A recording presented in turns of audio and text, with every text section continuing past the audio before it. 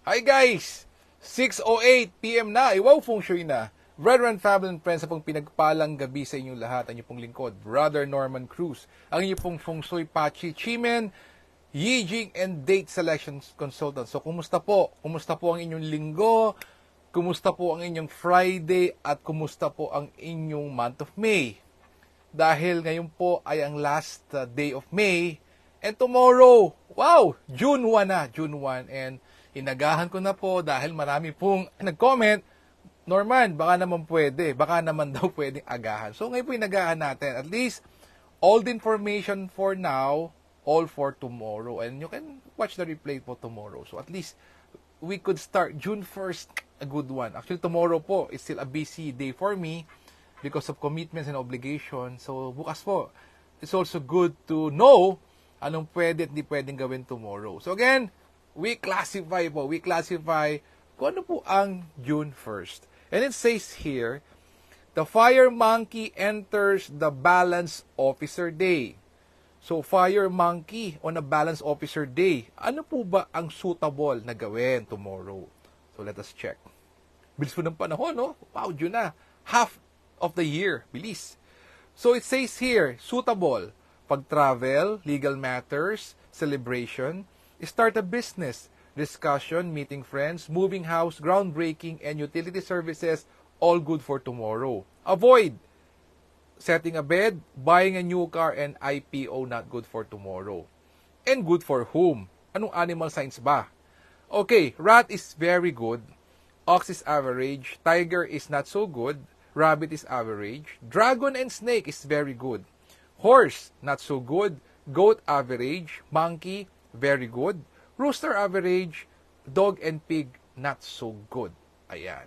Now, whether BFF, okay at hindi okay yung gagawin tomorrow, we can 10x po, no? And still get what we want through daily Chimen. Ayan, tingnan natin. Daily Chimen magsisimula mamaya 11:01 PM to 10:59 PM the next day. Let us see. Wow. Okay, tomorrow. Health is wealth. If you want to have good health, talikod sa southeast. And to do with finances, talikod sa south. Game changer with the whole day Green Dragon and absolute support, talikod sa west. If you're 10x being beautiful and handsome, you're a content maker, a blogger into sales and marketing, talikod sa northwest. If you want to, if you have a meeting tomorrow, heart-to-heart talk, peace on earth, talikod po sa northeast. Ito po, jump pack. If you want to create opportunities with the whole day flying bird, absolute support, Empyrean force, and spear, these are 4 auspicious structures. Lahat po ito is backing to east. So, I'll use this. So either you use west or east. West being having the Green Dragon, the number 1 most auspicious structure in Chimen, and the east is the flying bird falling to Cape. So either of the two you can use. Wow. Now, ito tayo muna. At least it's para let's go easy. It's a Saturday, it's a weekend. So, if I were your brethren, I'll use east or west. So, ngayon, gawan natin ng script. Para tayo nasa isang pelikula, kailangan may script. So, if I were to use the west, ano po yung mga dialogue ko? Ano ba yung aking talkies? Okay, let us see. Tingnan natin. So, may game changer ka na, may Green Dragon ka pa. So, tingnan natin. Let us see. Okay. It says here. Okay, ito po Again, we start with the universe for making it, siyempre po, para universal. Okay, sabi dito, universe, I let go of all the things that no longer benefit my journey and open myself to become the person needed to fulfill my aspirations. I am deeply thankful for my blessings and I'm always eager to evolve, learn, and do whatever it takes to achieve my dreams. I easily and effortlessly magnetize strategies and insight by always attracting noble allies, forever lucky, generously aiding all, crafting robust lifelines and livelihood for all. Backing yan sa west, whole day starting ng 11:01 p.m. to 10:59 p.m. the next day. Green Dragon Returns, ito ang magiging dialogue mo. And then you can add po dito sa ating talkies. Okay, how about pag-east? Okay, let's check the east. So pag flying bird naman, ano naman ang iyong magiging script? Talkies mo po pag flying bird fall into cave. O eto naman, ganun ulit, parehas lang ang simula. Again, universe, El Shaddai, Jesus, Gautu, whatever your faith is or religion, I let go of all that no longer benefits my journey and open myself to become the person needed to fulfill my aspirations. I am deeply thankful for my blessings, and I am always eager to evolve, learn, and do whatever it takes to achieve my dreams. I easily and effortlessly magnetize new ideas and views by always attracting power of keen observation, creating valuable insights, and healing abilities that benefits other profoundly. Amen. Hi, Maring Seni. Thanks for watching. Kumusta po? How's Pasig? Kumusta naman po? So, yun po can you use both? Yes. 11:01 onwards po back to west, Green Dragon, back to east, Flying Bird, fall into cave. Wow, ganda naman.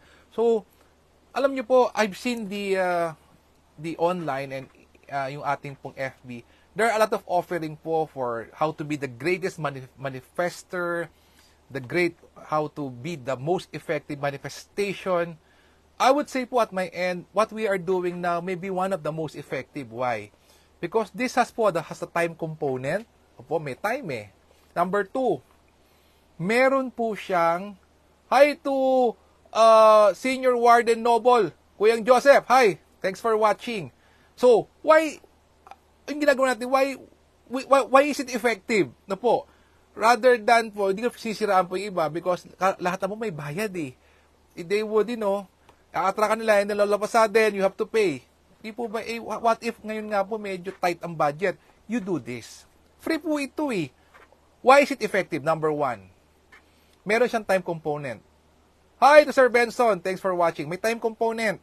Number 2, may direction. Number 3, may script. Hindi po ba? Number 4, what we are doing now, what I'm sharing with you, is being already done years back in Singapore, Malaysia, Hong Kong, and Taiwan. Now, it's just new to us. So, we take grab of this. And 5, proven formula po taught by masters. And the master teaching po sa atin to is a very successful master from Kuala Lumpur, Malaysia.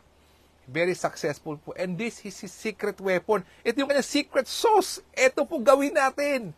Free. Hindi po ba? Free of charge. So, ang ating po exchange of energies is like and share natin because some are out there may be benefiting from this. So, for the meantime, follow the script. Itagalog nyo po in your own language. I-Google Translate nyo po what I've said. I-record nyo. Then, Google Translate it. And you can start with that. And then, as you go along, i-build up po nyo yung mga inyong what you want. Di po ba? 5 steps. Let go. Open up. Give thanks. Ask for what you want, and 5, give it back to society. Yun po yung 5 steps natin for a successful manifestation. Ano po? Yan na. No need to enroll yourself to expensive course. Ang minimum enrollment is 10,000 po. Wow. Use it for something else po. And then, let's do this po. Let's do this sa weekend, June 1 tomorrow. Mamaya po, 11:01. Let's go for it. Okay? So, Sir Benson, Maring Seni, and Kuyang Joseph, let's do this. At sa mga viewers po natin, BFF. Let us continuously pray for each other. Let us pray for our leaders. Let us pray for world peace.